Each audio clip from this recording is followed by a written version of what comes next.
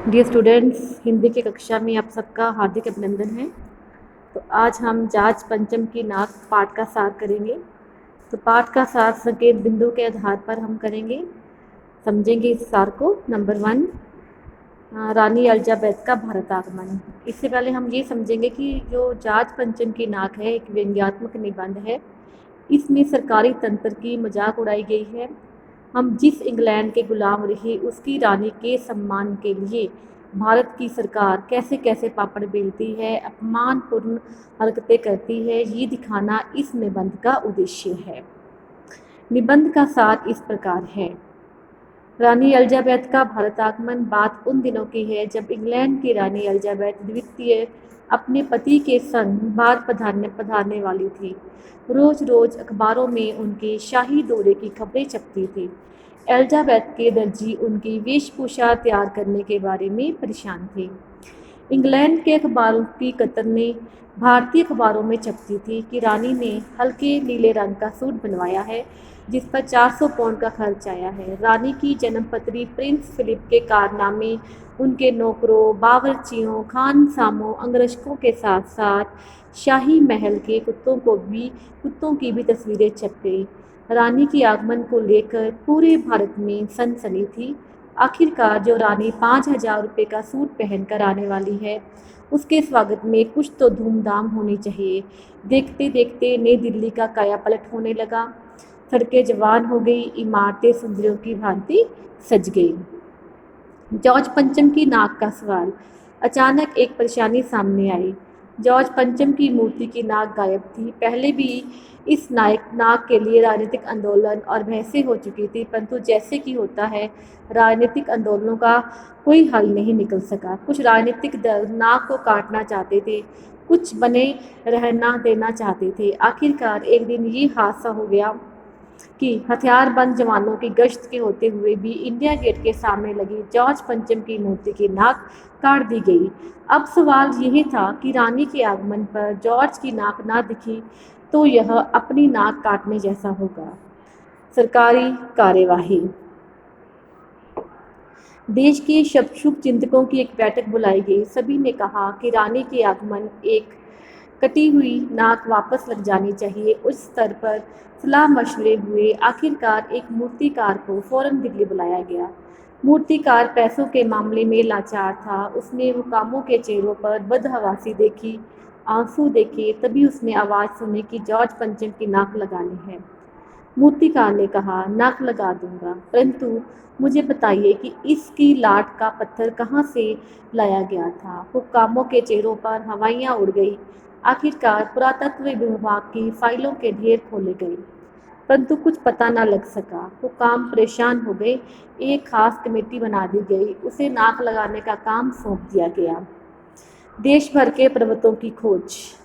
मूर्तिकार ने कमेटी को सुझाव दिया कि मैं देश भर के पर्वतों पर जाकर पत्थर की किस्म का पता लगाऊंगा और पत्थर खोज लाऊंगा। कमेटी के सदस्यों की जान में जान आई। सभापति ने भाषण भी जारी कर दिया। ऐसी क्या चीज़ है जो हिंदुस्तान में नहीं मिलती? ज़रूरत है खोज करने की, इसके लिए मेहनत की ज़रूरत है। इसी से आने वाला ज़माना खुशहाल होगा।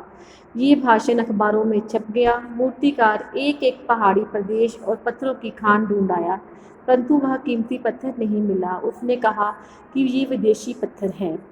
तो नेक्स्ट पॉइंट है भारतीय पूर्वजों की नाक की खोज। ठीक है, तो पहले सभापति ने तैश में आकर कहा, हम पर लानत है, जब हम विदेशों की सारी बातें अपना चुके हैं तो फिर वहाँ विदेशी पत्थर क्यों नहीं मिल रहा। मूर्तिकार चुप रहा। अचानक मूर्तिकार के दिमाग में विचार आ कौंधा। उसने अखबार वालों तक ना पहुंचने की शर्त पर एक सुझाव दिया।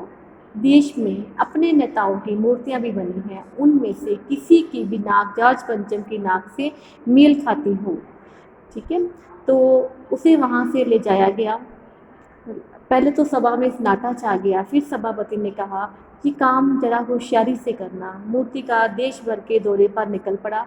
जॉर्ज पंचम की नाक का नाप उसके पास था। उसने मुंबई से दादाबाई नौरोजी, गोखले, तिलक, शिवाजी, बॉक्सी, जहांगीर सबकी नाक पटोली। फिर गुजरात गया, वहाँ गांधी, पटेल, महादेव देसाई की मूर्तियों को परखा। बंगाल में जाकर रविंद्रनाथ ठाकुर, सुभाष राजा राम मोहन राय आदि को देखा। इसी प्रकार वह बिहार, उत्तर प्रदेश, मद्रास, मैसूर, केरल, पंजाब होते हुए दिल्ली लौट आया।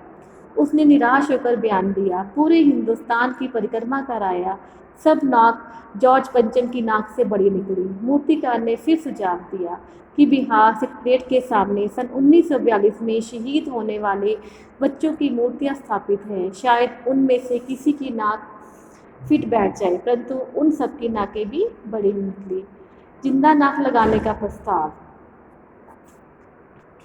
ठीक है, तो राजधानी में रानी के स्वागत की सारी तैयारियां शुरू हो चुकी थी। जॉर्ज पंचम की लाट को मल मल कर नहलाया गया था, परंतु नाक नहीं थी। सरकारी हुक्कामों में खलबली मच गई।